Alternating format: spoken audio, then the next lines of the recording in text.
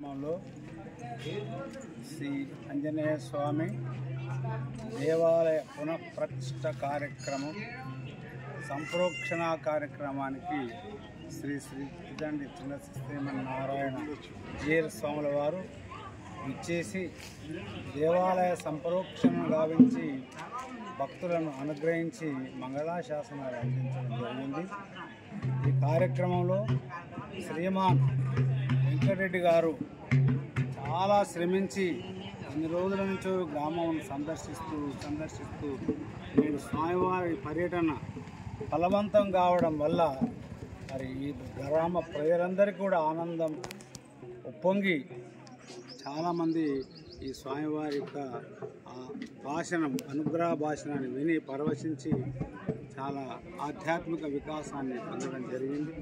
దానికి శ్రీమాన్ వెంకటరెడ్డి గారు తన సమయాన్ని తన ఆరోగ్యాన్ని కూడా లెక్క చేయకుండా మరి గ్రామ ప్రజల కోరిక మేరకు స్వామి పర్యటన ఏర్పాటు చేసి పర్యవేక్షించి భక్తులందరికీ కూడా నియమానుసారంగా స్వామిని సేవించుకోవాలని చెప్పడం చాలా అదృష్టంగా భావిస్తున్నాం.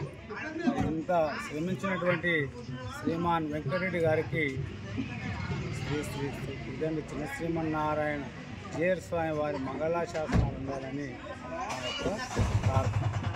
జై శ్రీమన్నారాయణ. జై శ్రీమన్నారాయణ.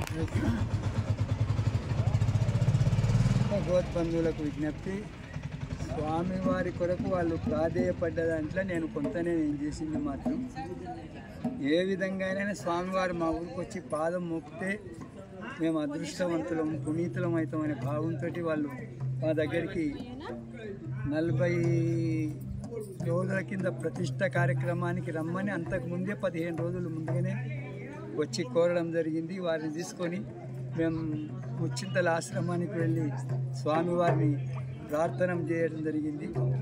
జనవరి 30, 31, 1వ తేదీన ఇక్కడ ప్రతిష్టాపన కార్యక్రమాలు ఉండే స్వామివారు తను నమోదు చేసిన వరంగల్లో ఈ కార్యక్రమం ఉండదు రెడ్డి గారు మేము ఇక్కడైతే రాలేమని చెప్పింది.